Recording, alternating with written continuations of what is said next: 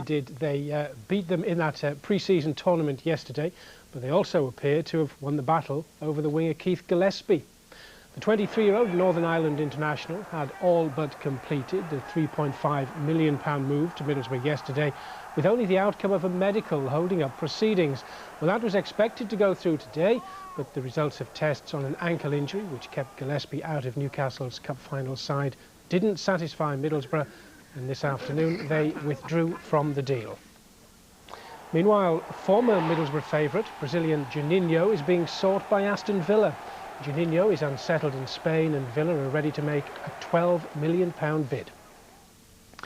Well, this weekend's pre-season friendly tournament at Middlesbrough's Riverside could certainly have done with the flair of a Juninho. Sparsely attended, it provided little for those who did turn up to cheer about. The respective managers thought it all a useful pre-season training exercise. It's doubtful the handful of fans who turned out on both days shared their enthusiasm. But it did at least provide a glimpse of the Premiership side's new boys. There was even an appearance made by the prodigal old boys, once again ruling the roost after their earlier hastened exit from the boardroom.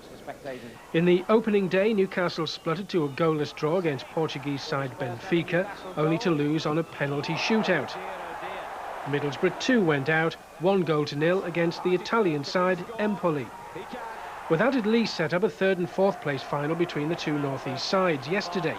Surely that would provide a bit more entertainment, with the likes of Alan Shearer facing that other Geordie legend Paul Gascoigne. But Middlesbrough's longest serving player Robbie Mustoe showed them both the way to goal, scoring the opener. The boss's son Paul Dalglish earned Newcastle the chance to draw level. Alan Shearer duly obliged from the ensuing penalty. More penalty practice followed as a 1-1 draw signalled yet another shootout. Lionel Perez, a summer signing from Sunderland, after being on the wrong end of that promotion playoff drama at Wembley last season, this time made the saves that won Newcastle the game. European rugby... Different atmosphere from the World Cup finals, but Newcastle's new players were keen to make an impression. Sadly for Stefan Guivarc'h, his debut in a Newcastle shirt lasted all of 11 minutes before he was forced to limp off with a twisted ankle. Kenny Dalglish can but hope that the injury isn't a serious one. But as his new striking partner left the pitch, Alan Shearer scored Newcastle's first goal of the night. And as if he felt he had something to prove, he even added 2 more before the interval. Bray Wanderers may not be the toughest of opposition, but Newcastle fans will be pleased to see their team scoring freely. Dalglish got the 4th. That's Paul Dalglish, of course. After that, it was the turn of the other World Cup man, Dieter Harman, to show what he can do. And if that's an example, expect to see some pretty happy faces at St James's Park this season. 5-0 would have done quite nicely, but Newcastle finished in style. Paul Dalglish scored his 2nd, and looks like giving his dad the sort of dilemma that every manager loves: who to leave on the bench.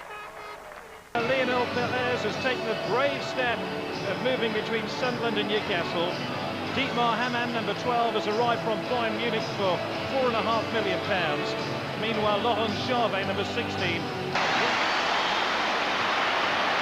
Well, the Geordies have just found a new hero. There doesn't seem to be much on it, just picks it up and runs. And what a strike. What a strike from the hair. The answer's no. Great clearance by Juliana, who's... Anderson, just about what you know about that, Joe. I think he's half a stripe if you check closely. Ish. Look at that finish, though, by Alessandro Del Piero. With his weak foot. Dabisas, and it's easy for Rampula. But he actually plays the ball. A horrific car crash. Returns to St James's Park with a splendid goal. We've seen that before, and Newcastle deserve that. They certainly deserve to be two goals for the good on this half. Goal number 2 for Newcastle United to make the scorer number 3, Stuart Pearce. A great strike. Psycho is back.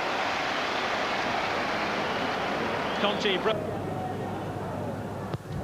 Corner kick to Juventus. Might come out all the way to Fonseca. Passes the ball here to Di Livio. Berkovic. What's Shearer doing back there?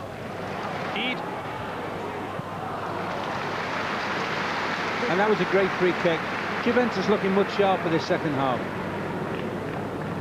Uruguayan really whipping that one in. There's John Barnes.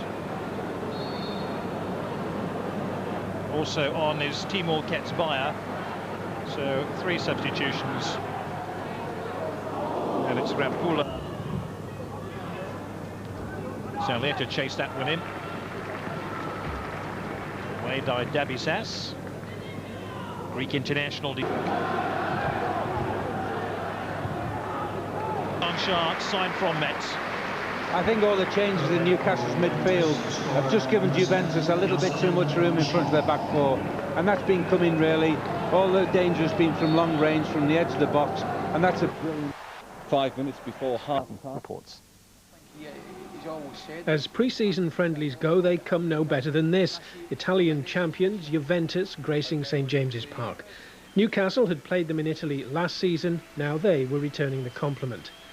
It was summer signing Dietmar Hamann, one of Germany's better performers in the World Cup, who lit up the crowd with a wonderful 30-yard strike after 26 minutes. And then it was Stuart Pearce, clearly showing no effects after that car crash last week, who drilled in the second from a free kick just before half-time. Juventus hit back with a couple of minutes left, a delightful goal from Blanchard, and Alessandro Del Piero earlier had 2 goals disallowed.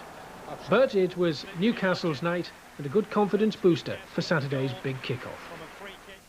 Italian champions Juventus gracing St James's Park. Newcastle had played them in Italy last season. Now they were returning the compliment.